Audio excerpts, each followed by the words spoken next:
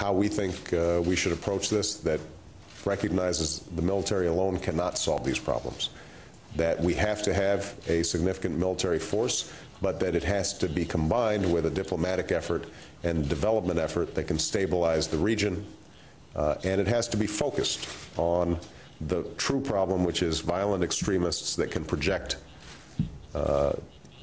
attacks not just against the United States, but also against Europe and worldwide.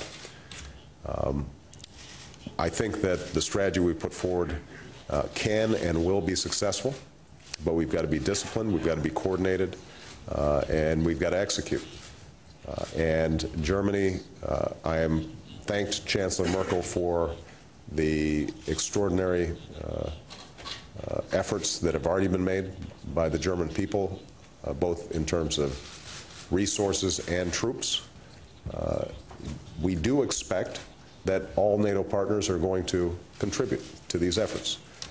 They have thus far. The progress in some cases has been uneven, but I think that's not just a problem of lack of resources, it's also a problem of a strategy that was allowed to drift. And so what we're going to do is refocus the strategy and then make sure that the resources are there to do it. And I'm confident that Germany, as one of the most important leaders in Europe, will be stepping up to the plate and working alongside us to get the job done. Ja, also was erfreulich ist, ist, dass der Ansatz der neuen Afghanistan-Strategie makes us happy is that the approach to Afghanistan on the part of the states is being done in a harmonized way.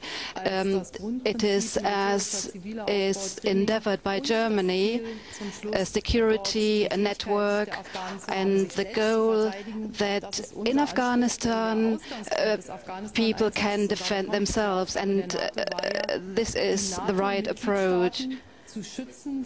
Our duty is to protect NATO members, and Afghanistan places another risk at the moment.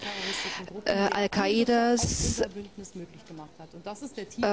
development, that is one of the goals, that we can prevent them continuing. And Article 5 is the core of the NATO, and it is to protect the security, protect the members, and because of that we have new tasks, and we need to meet this challenge. Of course, this is a test case, Afghanistan, and the alliance, NATO alliance, depends on that. We can say that in the Balkans we had some successes, but always only in connection with the political development. This is why I can't just ask what are the limits of NATO, because then members might be offended. So we cannot say now that we will do this but not this, and this is what we have agreed upon. John Ward.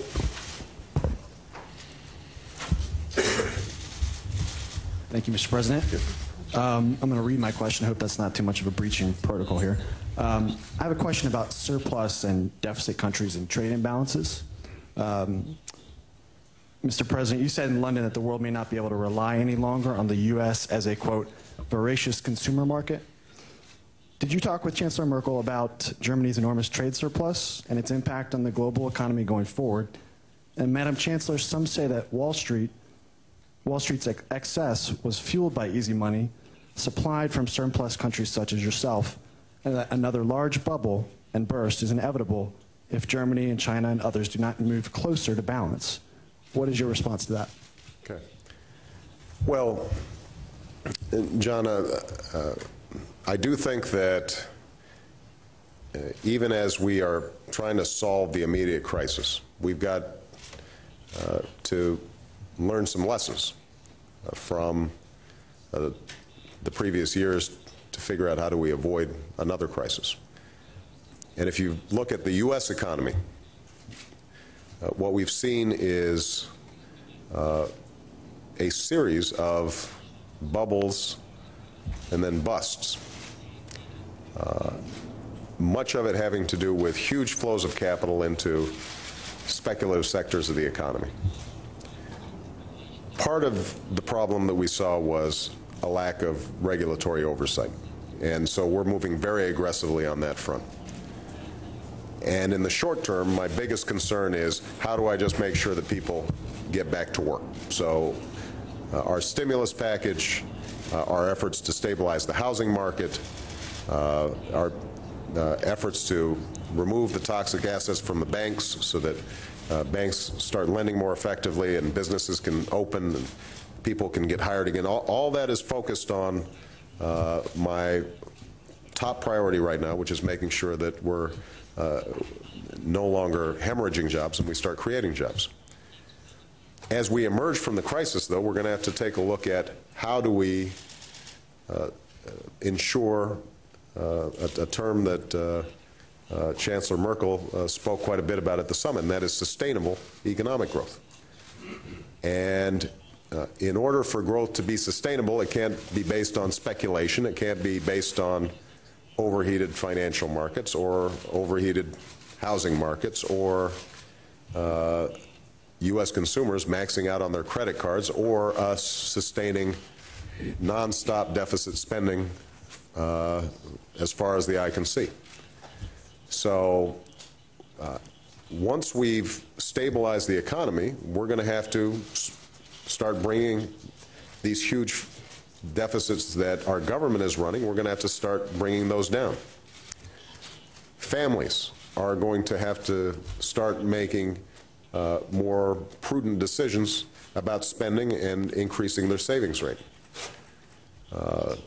Businesses are going to be making investments, and we want to spur as much investment as possible.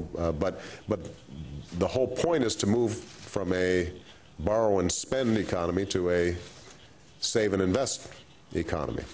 Now, the U.S. will remain the largest consumer market, and we are going to make sure that it's open. One of the principles that we very clearly affirmed in London was that protectionism is not the answer. It's not the Germans' fault that they make good products that the United States wants to buy. And we want to make sure that we're making good products that Germans want to buy. But if you look overall, there is probably going to need to be a rebalancing of who's spending, who's saving, what are the overall trade patterns. And by the way, it doesn't just include developed economies like Germany and the United States. It also means we want to encourage emerging markets to consume more.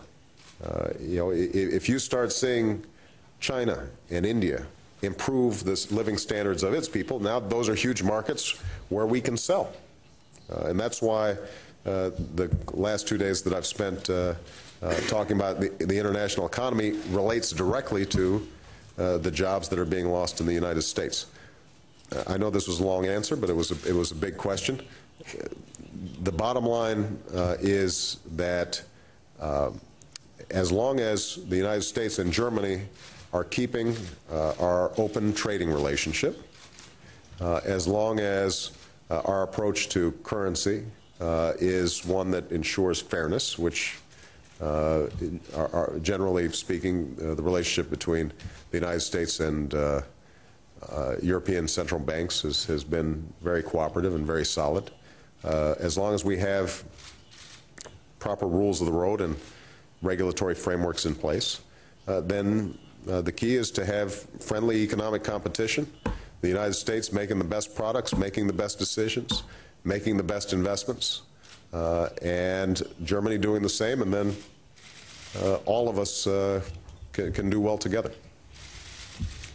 Ja, wir lieben den Well, Wettbewerb that's um die live from besten Baden-Baden, the Produkte press und conference wir between sind ja auch nicht Angela schlecht Merkel and aufgestellt Barack und Obama, insofern both of them ist very das ja much auch die emphasizing a new treibende spirit Kraft and both marktwirtschaftlicher practical Mechanismen, reality of um guten Ideen greater auf die Märkte cooperation zu kommen. on issues that matter, and Die certainly Frage ist they doch include so, Afghanistan. wir müssen die Afghanistan Krise will be jetzt one of the bekämpfen. Das ist top überhaupt issues, some would say the top ohne challenge and Zweifel. problem at the Und wir haben in 60th London etwas sehr birthday Wichtiges gemacht. Wir celebration haben for nämlich the denen transatlantic geholfen, die aus alliance. Now, eigener Kraft nicht earlier in so the wie day, die Krise Barack bekämpfen Obama können. wanted to send a clear Dass wir message to mit Europe that Maßnahmenpaketen Konjunktur America expected cooperation because, as he put it, Europe faced a stronger threat from al-Qaeda than the United States. Our security correspondent, Frank Gardner, joins us now. Frank, you keep an eye on what the strength and the operations of al-Qaeda. Would that be the assessment of security agencies here, that European cities do face a continuing threat from al-Qaeda? They do. I mean, in a way, that hasn't changed. They have faced this threat for many years. But what President Obama, I think, has done is, to many, has stated the obvious, that the world took its eye off the ball on the sort of Afghanistan-Pakistan area.